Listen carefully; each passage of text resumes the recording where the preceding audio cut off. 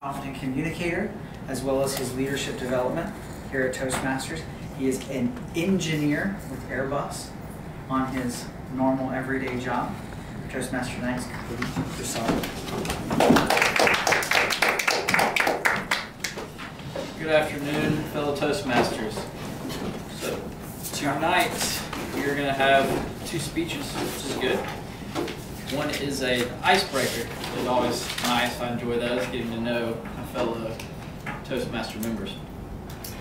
So for the agenda, let's kind of go over everybody's roles. So the grammarian for today is Maurice. Maurice, can you give us the word of the day and break down? The word of the day. Oh, there it is. Hiding way over there. The word of the day is whinge. It means to complain peevishly about something relatively unimportant. A sample sentence is, or the person who comes into work sighs heavily and proceeds to whinge in a morale-sapping, soul-destroying fashion until she reduces what might have been good moods in others to gray mush. And another sentence is, looking back at my reviews, I see that every few months I have had a whinge about the lack in Britain of the sort of steak which is so readily available in the US. So that is whinge. Complain peevishly about something relatively unimportant. Making a mountain out of a molehill or whatever you want to say.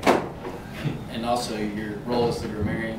Yes, to count the filler words, you know, like, you know what I'm saying? All right. Like that. All right, Maurice, thank you for the grammarian overview. Tonight our timer will be Lawrence. Lawrence, can you give us an overview of the timer? I'm here to make sure that our meeting goes along as planned in proper order, and that all the speakers are properly informed when their speech is supposed to be finished. Okay, thank you, Lawrence. I have to have these things. And then also we will have our general evaluator will be Heather, and we'll have first evaluator. Who's Justin? Okay, Justin is the first evaluator. I want the water, but the line was too long. Should have thought about it earlier. Heather's also. Second. Okay. All right, we've gone over all the roles for our meeting. Oh, sorry. We also have our table topics master, who is you're doing table topics as well. Yeah. Okay. And can you give us an idea of what a table topics is? Topics master is select the topic and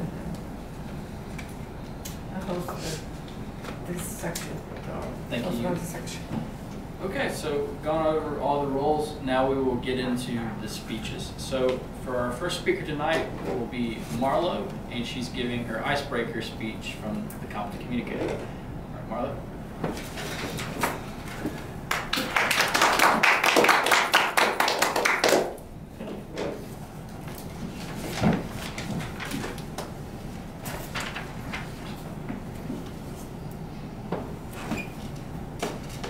We've lived ourselves into our present unimaginable state until abruptly we find ourselves deciphering our past without ever realizing that we've achieved the future.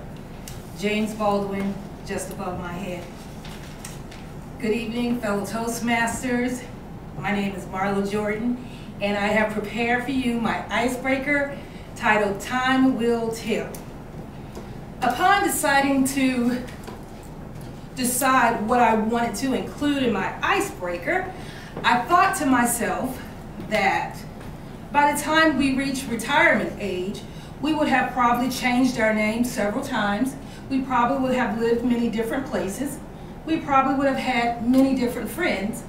And more than anything else, we probably would have had many different careers. So I thought of the vernacular in my community, which is that the vernacular in my community, it's not so much where one comes from, it's where one is going. So when I saw My Fair Lady for the first time, and I saw Eliza Doolittle from Cockley, I was smitten. I said, wow. Much like Eliza Doolittle from Cockley, I too am from a small town, and we subscribe to our own version of semantics and vocabulary. For example, in my household, my grandmother would say, don't sit on the settee, put your things in the chifforobe, and we'll leave 4 days in the morning. And I decided to myself that I needed to understand what others were saying and what I wanted to say. And the more I thought of Eliza Doolittle from Cockley, I practiced. I said to myself, the rain in Spain stays mainly in the plain. The rain in Spain stays mainly in the plain. Caro mio ben. I had to be like Eliza.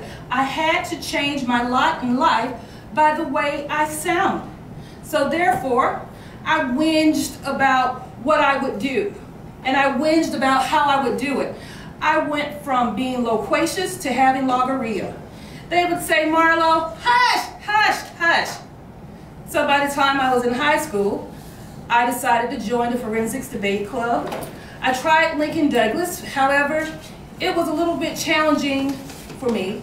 So I ended up mastering in oral interpretation literature.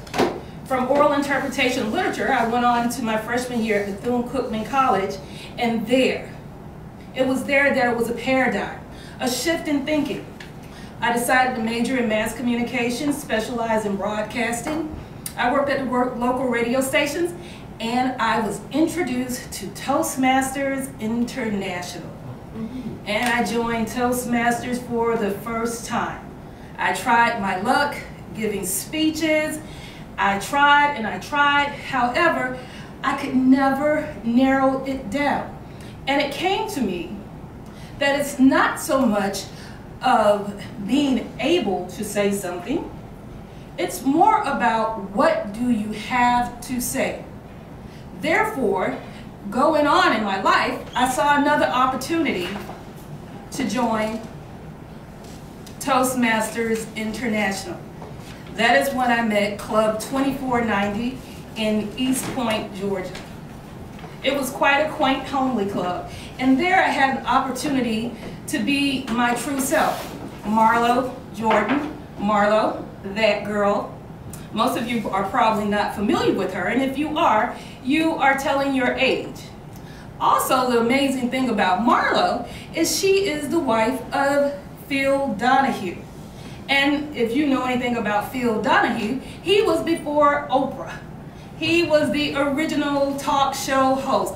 I would watch Phil and I would say, I am Marlo. And that was my inspiration. I went on from watching television and deciding to change my life through speech. However, as you know, life happens. And what happens in life is, in order to go forward, you must have an education. And it's not so much of having an education as having the ability to provide quality services with an expectation of measurable accountability. Therefore, having an education in early childhood education, where would I sow my seeds? So what did I decide to do? I decided to teach my children, Peter Piper picked the peck of pickled peppers. And I teach my children, hoy este último día, ya me tengo que marchar. And I teach my children, che kule. And I measure their diphthongs with immeasurable devices. And I teach them super semantics. And I listen to their syntactics. And I say, well done. And with that being said, my name is Marlo, and this concludes my icebreaker. Thank you.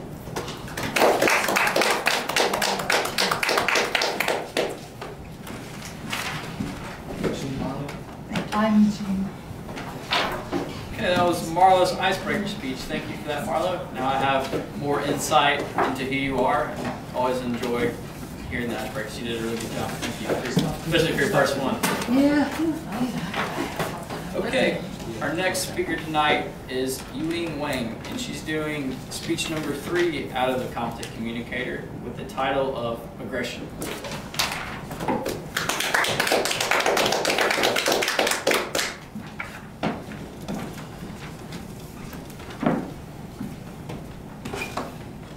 Aggression. When one animal attacks another, it is engaging the most obvious sample of aggressive behavior. Psychologists have adopted several approaches to understanding aggressive behavior in people. The biological approach. Numerous biological structures and chemicals appear to be involved in aggression. One is the hypothalamus, a region of the brain. In response to certain stimuli, many animals show instinctive aggressive reactions. The hypothalamus appears to be involved in this inborn reaction pattern. Electrical stimulation of a part of the hypothalamus triggers stereotypical aggressive behaviors in many animals. In people, however, whose brains are more complex, other brain structures apparently moderate a possible instinct. An offshoot of the biological approach called psychobiology suggests the aggression is a natural and severely desirable for people. Social biology views much social behavior, including aggressive behavior, as genetically determined.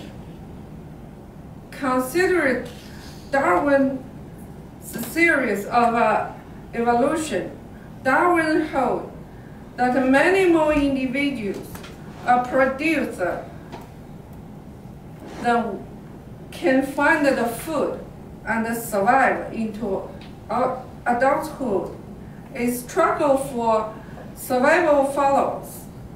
Those individuals who possess characteristics that provide them with an advantage in the struggle for existence are more likely to survive and contribute their genes to the next generation. In many species, such characteristics include aggressiveness, because aggressive individuals are more likely to survive and reproduce. Whatever genes are linked to aggressive behavior are more likely to be transmitted to the subject generations. The social biological wheel has been attacked on numerous grounds. One is that people's capacity to outwit other species, not their aggressiveness, appears to be the dominant factor in human survival. Another is that there is too much variation among people to believe that there is a determined by most of aggressive impulses. The psychodynamic approach theorists adopting the psychodynamic approach hold the inner conflicts are crucial for understanding human behavior, including aggressive. Sigmund Freud, for example, believed that aggression impulses are inevitable reaction to frustration of a daily life. Children normally desire to win aggressive impulses on other people, including their parents. Even most attentive parents cannot gratify all of their demands immediately. Yet children, also fearing their parents' punishment and the loss of parental love, come to repress most aggressive impulses. Freud is active, in a sense, sees us as steam engines. By holding in, rather than waiting steam, we set the stage for future explosion. Pent-up, aggressive impulses demand outlets. They may be expressed toward the parents in direct ways, such as destroying the furniture, or they may be expressed toward strangers later in life. According to the psychodynamic theory, the best way is to prevent harmful aggression, maybe encourage less harmful aggression in the steam engine analogy. Verbal aggression may be when some of aggressive steam so much, cheering on one's favorite sports team. Psychologist, who is the therapist adopting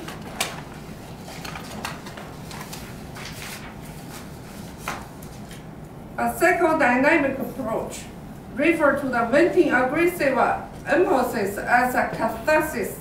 Catharsis is theorized to be safety valve, but research findings on the usefulness of the catharsis are mixed. Some of the studies suggest that catharsis lead to a reduction in tense and lower the likelihood of future aggression. Other studies, however, suggest either some steam escape actually encourage more aggression later on. Generally speaking, aggression is often harmful, with the intent of inflicting damage. So it is important to understand what caused aggression and how to prevent it.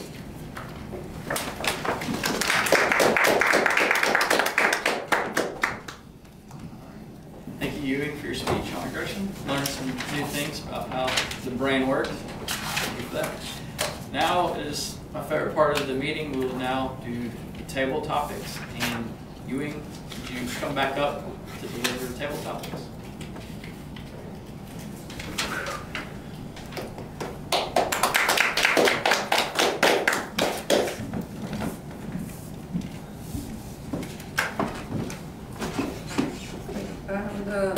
Several questions to ask the people. And why do we have the volunteer? Okay, so Lawrence, I have the question is about choose a place you go to often that is important to you. Why?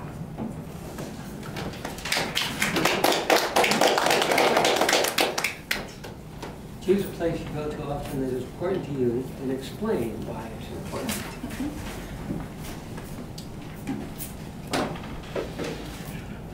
Fellow Toastmasters, other guests, there's one place that I really like to go to, and that is any beach, anywhere close to the ocean.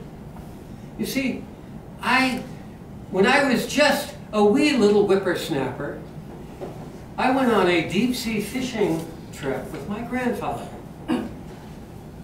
I decided at that point that I was going to get a job working on the water. Because the ocean, the atmosphere on the ocean is so clean and pure and crisp. It's just a wonderful experience. Now, I have spent 40 years working on the ocean, and now I'm kind of semi-retired from that. So I really miss that opportunity to go out to sea and to really enjoy the feeling of the wind and the waves and just the calmness, the quietness, the beauty of the entire ocean around me. I miss that. I miss seeing the sunrise over the ocean every day, seeing the sunset over the ocean every day. In The Old Man and the Sea, there was a point where he said that the sea is a horrible mistress because she will hold you in her embrace until she can drag you down into her cold and wet embrace. This is Toastmasters.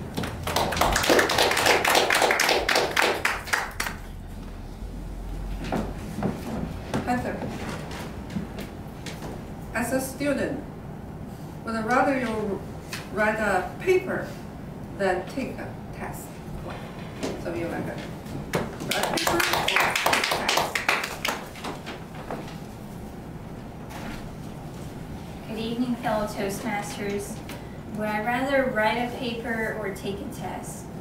Well, I don't know. I guess I'd probably have to think about it, but off the bat, I think I'd rather take a test.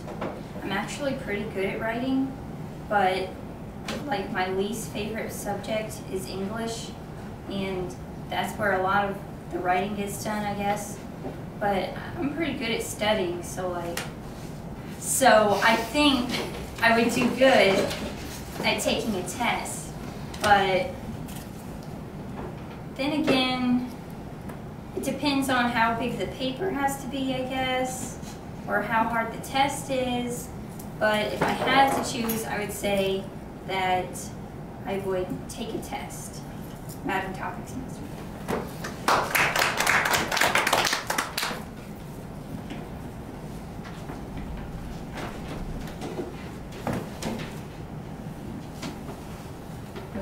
Cody, what kind of a reading material, such as a novel, magazine, or poetry, do you like most? In your free time? What kind of reading material do I like? Well, actually, I have a goal this year to read 52 books or listen to them. I have an Audible account. And I've read maybe 3 physical books, and I've done 25 Audible books. So I'm on my way to reaching my goal.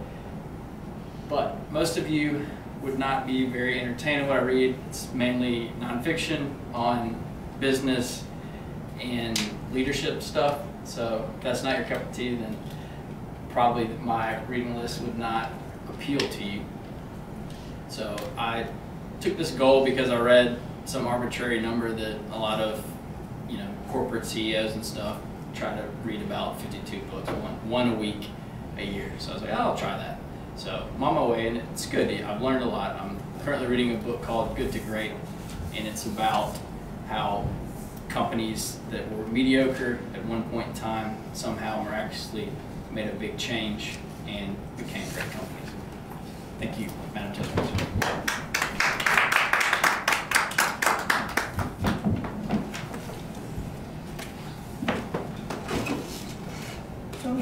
May I ask you a question?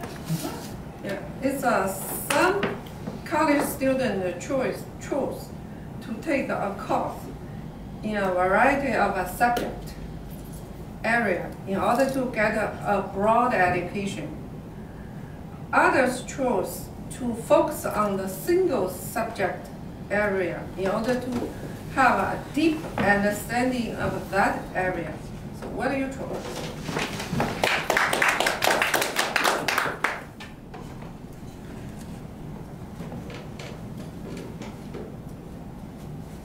So you go to college, you actually only have these two choices, whether to be broadly based or a deep delving expert in a field. I personally chose the very broad base, and it played out very well for me, but it's not for everybody. Part of the reason why I chose a broad base is because I didn't fully know what I wanted to do. I knew what I was good at, but I didn't know what I wanted to do. And so I went through 6 majors in 6 semesters. I would take a course in something that seemed really great and interesting and find out I wasn't really good at it. But it was really great and interesting, but I just wasn't good at it. So I was not destined to be a historian or actually, I was really good at mathematics, but I chose to be able to feed a family. And so I chose to not be a mathematician because that's hard. So you can either choose one or the other. I chose a generalist, and it played out well for me. That's what my job is to know a lot about a lot of things, but not be an expert at anything whatsoever. However, everybody I work with is experts who know a whole lot about one thing. But once you get out of that thing, they get lost really quick and easily. So it really depends on what you want out of life. I would probably get bored if I was a specialist instead of a generalist. And so that's what I chose, and I don't regret that at all. Okay.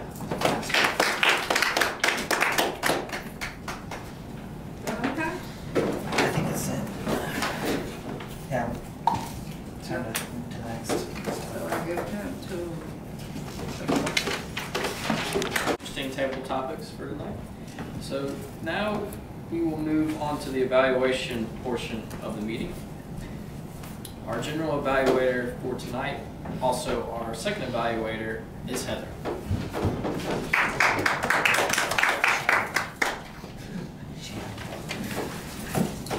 Okay, so the meeting went pretty well. We started on time, took care of club business, and we had 2 speakers tonight, and the speeches were very good. So good job, Lawrence and Eugene. And the table topics were pretty creative, so that was good too. So overall, very good meeting. I will now like to ask Justin to come up and give his evaluation for Lawrence's speech. Oh, my God. Oh. She saw me Why speak did I at think? lunchtime I'm today. sorry. She saw me I don't speak know, at lunchtime today. Yeah, we went to, I'm sorry. Yeah. So being a speech evaluator is kind of an interesting practice in time management because you're trying to listen to everyone speak and at the same time get the notes down. I always have a hard time getting all of that organized by the time it's my time to come up. But Marlo had a fantastic speech, very clear speaking voice, great presence up here, a lot of positive energy, big smiles. It just feels really good to watch you speak. And you don't refer to notes, and I don't see you refer to notes while you're speaking. Maybe you glanced at it a couple of times, but it seems very natural. But yet the speech is obviously well prepared, and in spite of not referring to notes, there's no hesitations or awkwardness or pauses as you're searching for words, as you're searching for moments. It just all flows very well. So what strong points does the speaker already have? I think I went through that. How well did the audience get to know the speaker?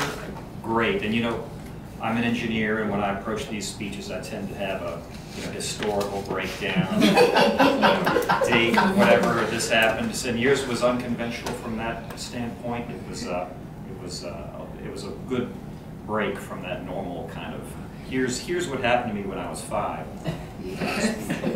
Did the speech reflect adequate preparation? Yes, it did. Did the speaker talk clearly and audibly? Very much so. Did the speaker have a definite opening, body, and conclusion? Yes, and I thought the opening was great, opening with that quotation. That was a great start. Please comment on the speaker's use of notes, so I didn't even notice you using notes. What could the speaker have done differently that would have improved the speech? Well, and I'll say one comment on that, because it was kind of unconventional. Okay.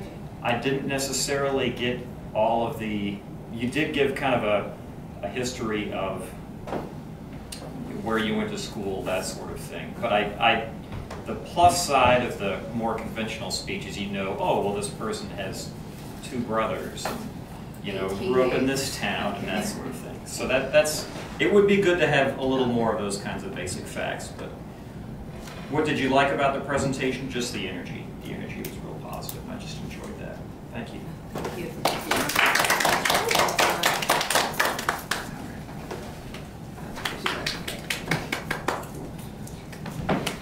Yes, again, it was a great speech. As for Yu Ying's speech about aggression, speech number 3, get to the point.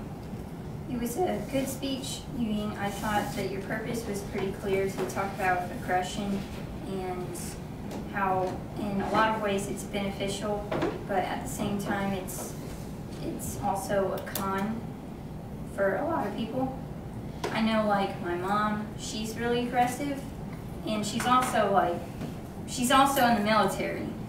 So I guess maybe she's used to it, but I can also see how it's kind of been a bad thing for her, living with her my whole life. But anyway, your general purpose was very clear.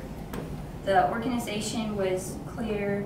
I thought it was good for you to kind of focus on some benefits to aggression. Again, like how it's essential to human survival, how it's really beneficial in that way, and the survival of any species for that matter, and that aggressive impulses are kind of inevitable, and that it's good to recognize them and not allow them to get built up and kind of explode with people. So that was really interesting. And the only thing that I would kind of recommend that you work on is maybe like eye contact and a little more body language. You also relied a little bit on your notes, but that's okay because it was speech number 3, so it takes time to be able to rely less on that. But it was still really interesting, and it was really well researched. You brought up a lot of good terminology, and I could tell that you knew what you were talking about. So it was a really good speech, Yu Ying. Good job. And I will now relinquish the lectern back to our I think Toastmaster. you still have to do timers. or something. okay, yeah. I was kidding. Okay, so now we will have our grammarian's report. Okay, for the grammarian's report, the word of the day, whinge. I heard it used twice by Marlowe. I didn't hear it by anyone else. As far as us, I try to pay strict attention as much as possible. I caught a couple from Yu Ying, a couple from Justin during his evaluation, a couple from Heather during her evaluation. And then other things were Marlowe, you had a double word. Yu Ying, you had a couple double words. You say a word, pause, and then start over. And then Cody had one you know, and then Heather had a couple likes during her table topics and a couple likes during her evaluation. And Heather had a double word. And that is the grammarian's report. Thank you. Okay, now for our timer's report. All right, this evening everything went along very well. We started our meeting at 18:45. At 6:55 we started, the actual Toastmaster came up. Now the first speech that was given by Marlowe was supposed to be a 4 to 6 minute speech, and she ran it all the way out to 5 minutes and 54 seconds.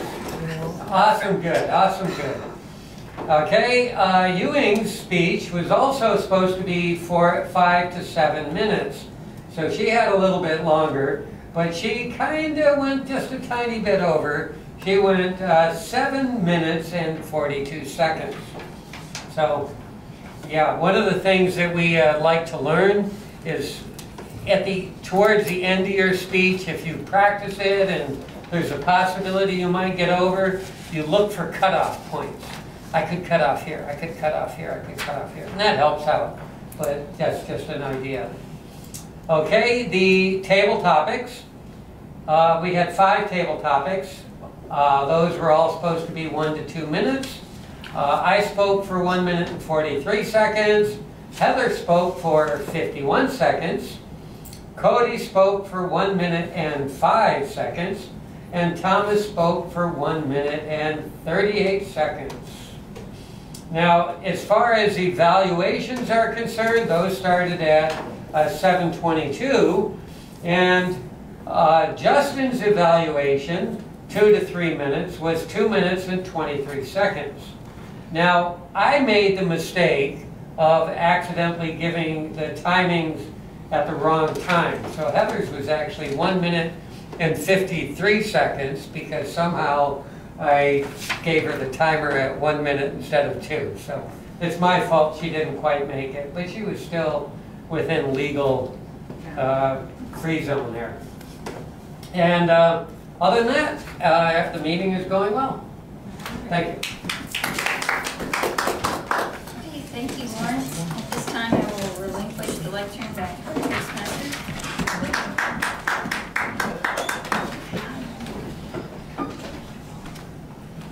So do we have an educational overview? I can do one if you need. Yeah. All right. Or if you just want to turn over the lectern, because that will be first after that as well. Right. So at this point, I will relinquish the lectern to our president, who will also do an educational overview.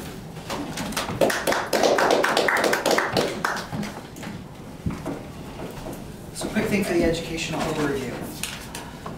We have the ability inside Toastmasters, I don't know if you know, to give out awards. But not just awards for completing competent communicator or leadership development. We also can have weekly awards. Weekly awards such as First Timer Award. Marla would have been able to get a first, if we had prepared for this, would have been getting a First Timer Award tonight for her first speech. We would also be able to have a Best Humor Award for whoever had the speech of all the speeches, including table topics, that felt to us the most humorous. The reason for these awards is what our educational overview is about today. It helps us to focus on a certain aspect of speaking that may not actually be the typical aspect of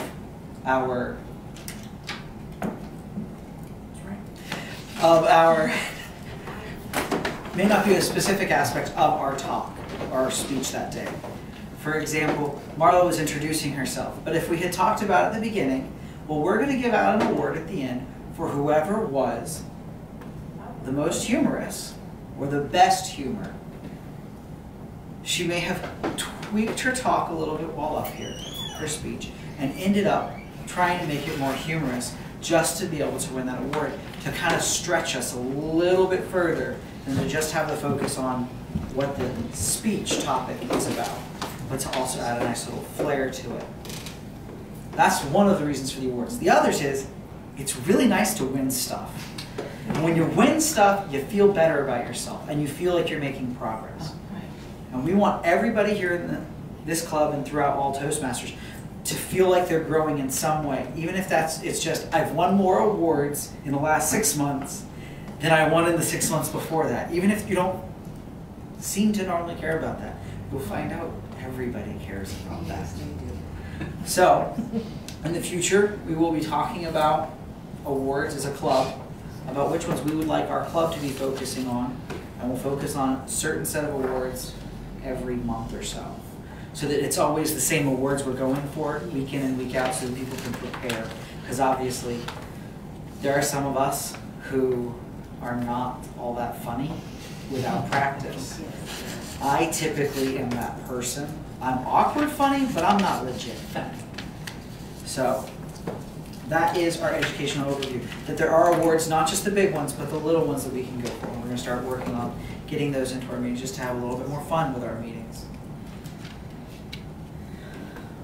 We actually have awards tonight. There's not ours. Mine and Lawrence's have not arrived yet, so we will get ours at a later date. These are awards for people who have actually joined our Toastmasters Club. And we are inducting them into our club tonight. Marlo, Jordan, please come forward. Well, thank you very much. Marlo, this is your pin that you can wear on your Thank you. lapel, or I actually currently have mine on my lanyard at work, just to really annoy people with it, mostly, because it gets on the table during all of my meetings. Are you the first one to finish your conference communicator before? I am the first person inside the group of us I work for the U.S. Army Corps of Engineers, and there's about 30 of us this year that are doing Toastmasters all together. And I am the first to complete Competent Communicator. However, tomorrow night, the second person will complete theirs. So I only got it in by 8 days, and it was because we didn't have a speaker last week to volunteer. So I volunteered at the last minute. And so it only happened by pure chance that I was the first, but yeah. That's when the Eastern started.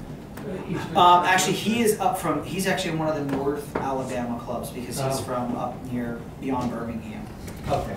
So the Army Corps is really large, so we have people all over. Our second inductee, I don't remember. Nikki. Oh, Sorry.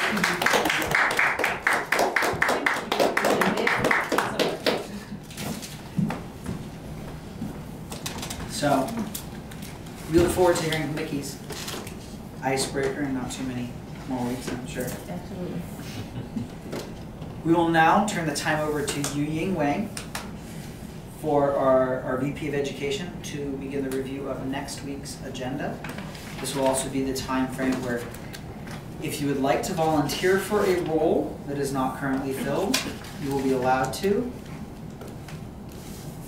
Let's see if I can pull it up on my phone at least. Speech or speech. I'll speak. And that's really challenging, having 1 week to organize and put it together while you're working and doing other things. Yeah, I was gonna try to do this one 2 weeks ago, but I was sick. Have you punched it into? So, got a little practice. Yes, it's Sure, that's in right. there. Okay. No, this will be my 8th one. 8th week. 2 more. 8. Is project 8? Yes. Yeah. So, Presentation, visual aid. And it's already on Easy Speak, right? If I remember correctly. Well, Yeah. I set it up for 2 weeks ago, but I had to cancel because I wasn't feeling Yeah, good. it'll still be on Easy Okay, Speak. so I can just No, the title? transfer it to. I mean, Title, it's building a computer app. Because he made the request on Easy Speak, when you go in there and you click on it, it'll come up with a menu. His name will be on the menu, and you just click on it, and it'll put all the information in there because he's already put it online. That is the ideal way to do that, folks. You go in there, you request a speech, put in all the information, Creating the us title and everything like that, and then when they decide to do it, they hit the button, I'm and actually it'll just, be right there. I'm doing this as people volunteer. An Easy Speak. Oh, you didn't? Who on the number? Yeah, I'll show you how. Yeah. It's easy. Okay, so next week's educational overview, I'll bring my laptop and we will teach people Easy Speak. Yeah, and we can hook it up there too. Maybe I should change my speech to that. Yeah, you showed me last time. Unfortunately, I can't get into anything anymore, so. That's why I'm gonna have to do it. Yes. Oh, Okay, do I can be I- Toastmaster if you want. Oh, cool. Okay. Okay, Okay? so Lawrence, you'll be the Toastmaster? I can do that. Okay. Oh, keep on talking. I'll do technical topics. Okay. Trying to find Lawrence. There's somewhere. That already, and Marla, you said table topics? Oh, yes, sir. Okay.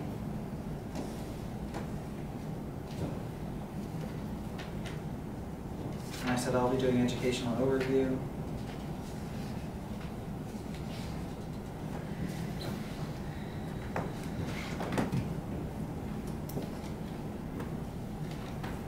Okay, Okay, so we still need a second speaker, some evaluate, all of the evaluation team. So, evaluate. I'll be a general. Okay. Will you be here next week, Nikki? Yes. Would you mind being the timer? It is Sure. far and away the easiest of the evaluation team. Yes, absolutely. Unless you have a really good speech. And then If you have a really good forget speech, about we'll always take you as a speaker. Timing is fine. Okay. We'll have to get you punched into the membership roles to get you into easy Okay, speak. sure. We'll have to create you there. Hey, Thomas, I'll be reserve speaker. Okay. Okay, good. We don't have a second speaker yet. Yeah. Well, So you speak. where my mind is right now, I'll be reserve speaker. Okay. And then you know, if something comes up, if there's no second speaker, then I'll take. Okay. Evaluator? Speak. First the evaluator, or the second the I can evaluator? do any of the evaluator. Okay. So tell me which one you're writing me down for. I'll punch it in right now Okay. on the internet. Another one? Are you writing me down for first evaluator, second evaluator, general evaluator? Okay. General evaluator is, Justin? Yes. Okay. Justin's general evaluator? I missed that one, sorry. And so I'll put myself down as the first Another speech. evaluator. We need another evaluator.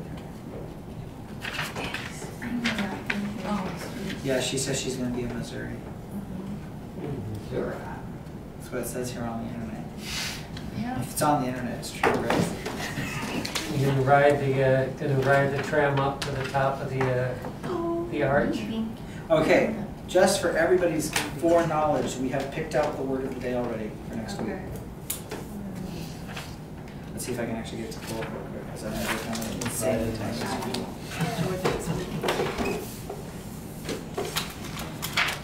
The word is adventitious. Adventitious. Adventitious. Awesome.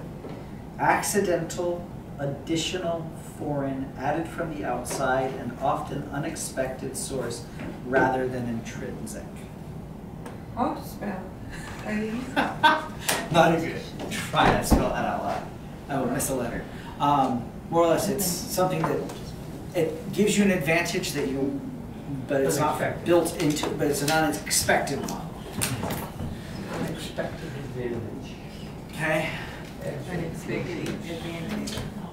We'll try to have the word of the day to be able to announce for those of you who will be preparing speeches and stuff a week at a time as well. Okay, so that seems like we've gotten everybody a role who's here. Unless we have a guest who'd like to volunteer, Jonah.